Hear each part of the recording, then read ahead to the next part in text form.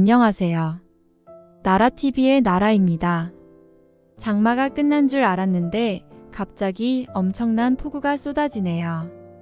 여러분들도 조심히 다니시고 장마 조심하세요. 영상 시작 전에 구독과 좋아요 부탁드리며 오늘의 사연자분 바로 모셔보겠습니다. 반갑습니다. 네, 안녕하세요. 북에 있었을 적을 생각하면 아직도 가슴이 아픕니다. 이렇게 큰 지구에서 왜 하필 나는 북에서 태어났을까 하는 생각에 전생에 큰 죄라도 지었나 싶은 거죠. 북한에 살고 있는 인민들은 대부분 저와 같은 생각일 겁니다. 특히 요즘 북한의 젊은 층들은 확실히 저돌적입니다. 김정은도 MZ세대 때문에 골치 아플 텐데 요즘 젊은 층들의 이야기를 들려드리고자 나라TV에 출연하게 됐습니다. 이해를 돕기 위해 제 이야기를 먼저 들려드리겠습니다. 저는 2019년에 탈북한 박종수입니다. 북한에서 있었을 적에는 중국 국경 근처에서 아내와 딸아이 저를 포함한 셋이서 살았습니다. 저는 건설 현장에서 일했는데 밤 늦게까지 일하는 것은 일상이었죠. 매일같이 강노동을 하면서 밥 한 끼 간신히 먹을 수 있는 임금을 받았습니다. 하지만 이런 푼돈으로는 집에 있는 아내와 제 딸아이를 먹여 살리기엔 턱없이 부족했죠. 국가에서 식량을 배급받는 것도 다 옛날 일이었죠. 아내와 저는 딸아이를 먹여 살리기 위해 돌아가면서 하루 한 끼만 먹어가며 굶어야 했습니다. 이런 악조건에서도 제 부인이 아니었으면 저희 식구는 생계를 유지할 수 없었을 겁니다. 아내는 밤마다 중국 국경을 넘어 약을 밀수했고 아침 일찍 시장에 나가 약을 팔았죠. 목숨을 내걸고서라도 굶주리는 자식을 살려야 했기에 저와 아내는 하루도 쉴 수가 없었습니다. 그래도 아내가 시장에서 약을 팔기 시작한 후로는 나름 가정사정이 좋아져서 하루 세 끼를 먹을 수 있었습니다. 그저 밥 안 굶고 먹기 위해서 목숨을 내걸어야 한다는 것이 우습지 않습니까? 지금 와서 생각하면 너무 비참한 삶이죠. 하지만 당시에는 그저 오늘 하루 굶지 않아도 된다는 사실이 무엇보다 중요했기에 눈에 뵈는 것이 없었어요. 그렇게 몇 개월은 아내에게 의지해서 살아갈 수 있었지만 동네 주민들의 사정은 최악이었습니다. 옆집 박씨네는 가장인 박씨가 노동교화소로 끌려간 후로 박씨 아내가 두 아들을 먹여 살렸는데 여자의 몸으로 도저히 할 수 있는 것도 없었기에 두 아들과 구걸하는 것으로 생계를 유지했었죠. 하지만 다들 굶주리는 와중에 별 수 있겠습니까? 박씨네도 결국 채 한 달도 못 가고 아내와 두 아들이 굶어서 집에 뉘어 죽어 있었죠. 그렇게 일주일은 방치가 됐는데 결국 정부에서도 사인을 질병으로 정하고 원래부터 없던 일처럼 만들어 버리더군요. 그 모습을 본 동네 주민들과 저희 가족은 우리도 죽으면 결국 쓰레기 버려지듯 절이 될 것이 뻔하다고 생각했습니다. 억울해서라도 이악 물고 버텨야지 북한에서 죽는 건 말 그대로 개죽음이니까요. 그렇게 동네 주민들과 박씨네 가족을 가슴에 묻고 살아가려는데 당시 중학생이었던 제 딸아이의 방에서 충격적인 것을 봐버린 겁니다. 제 딸의 이름은 명숙입니다. 명숙이 방을 보던 중에 포대자루 같은 것이 있길래 한쪽으로 치우려고 들추니 인민군들이 그렇게나 단속한다는 USB가 있던 겁니다. 저는 너무 놀라서 명숙이가 집에 들어오자마자 머리채를 잡고 혼을 냈죠. 지금 생각하면 못된 아버지죠. 멍청하고 못 배워서. 당시에는 그저 가족을 지켜야 한다는 마음에 딸을 지켜야 한다는 생각에 눈이 뒤집힌 겁니다.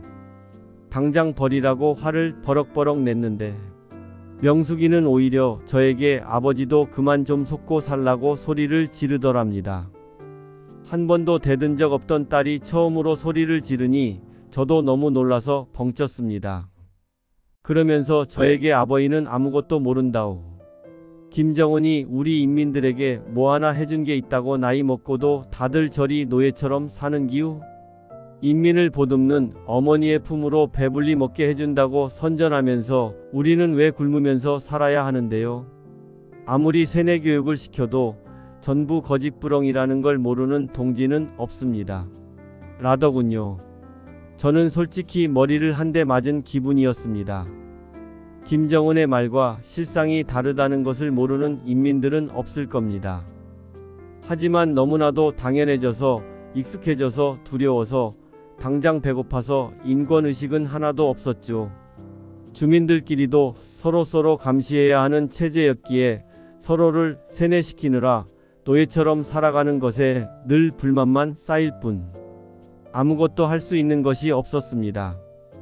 우리 세대는 이렇게 용기 없이 당하고만 살았는데 여자의 몸으로 어린 딸 명숙이는 대담하게도 분노를 표출하는 것이 묘하게 속이 시원했죠. 그렇게 명숙이의 이야기를 듣다 보니 고등학부 선배들이 김정은 반발 세력을 모아서 남한 드라마나 노래를 유포하는 무리가 있다고 하더랍니다.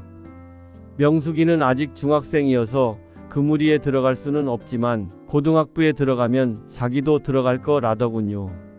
속으로 듣는데 너무 걱정됐지만 한편으로는 대단하다는 생각도 했습니다. 어린 나이에 불합리한 현실을 바꾸고자 나름대로 노력하는 것이 대견했죠. 저로서는 상상도 못할 일이었는데 그때 처음으로 젊은 층들과 우리 어른들은 사상 자체가 다르다는 것을 느꼈습니다. 그래서 명숙이가 그런 짓을 하다가 잡혀갈까 두려워서 야단을 쳤죠. 수십 년에 걸쳐 대대로 불만이 쌓이고 쌓이다 보면 언젠가는 분노라는 형태로 표출이 되는 것인데 그날이 얼마 남지 않았구나 직감했습니다. 착한 명숙이는 이런 애비의 걱정이 눈에 보였던 것인지 저에게 이런 일에 가담하지 않겠다고 하더군요. 저는 딸아이를 믿어주는 수밖에 없었습니다. 그렇게 명숙이가 고등학부에 들어갔을 때 일이 터진 겁니다. 하필 김정은이 젊은 층의 환심을 사지 못하고 젊은 세대들의 반발이 심해지는 것을 인지했는지 점점 엄격하게 통제하고 한국 드라마나 음악을 담은 USB를 소지하기만 해도 교화소에 10년을 보내버린다라는 강력 법안을 선포한 겁니다. 당시에는 MZ세대들 사이에서도 탈북률이 급격하게 올랐고 한국 드라마가 열풍이었어서 세뇌고 선전이고 하나도 소용이 없었습니다. 속으로는 다들 얼른 전쟁이 나길 바랄 뿐이었죠. 드라마에서 보는 한국은 대단한 선진국가였기에 전쟁이 나더라도 남한 주도 통일이 이루어질 거라고 아마 북한 사람 대부분이 확신할 겁니다. 또 전쟁 나면 아마 인민 전부가 조국을 배신하고 남한으로 넘어갈 텐데 북한이 승리할 거라고 생각하는 사람들은 백두열통 세대의 할아버지들이나 김씨 일가들 뿐일 겁니다. 나이 많은 사람들은 이제 점점 줄어들고 있는데 김정은이 김일성 김정일을 우려먹으면서 백두열통 세대를 포섭하고 있는 것도 오래 못 간다는 겁니다. 군부대도 마찬가지입니다. 군부대가 김정은을 지지하는 것은 김정은의 체제 유지가 어느 정도 합리적이라고 판단했기 때문인데 무슨 지금 뜬금없이 김주의 어린 딸을 내세우는 것이 말이 됩니까? 군부대도 받아들일 수 없을 겁니다. 김주애가 여자의 몸으로 어린 것이 지금까지 유지한 체제를 어찌 무얼할 수 있겠습니까? 오히려 김여정이가 더 가망이 있을 겁니다.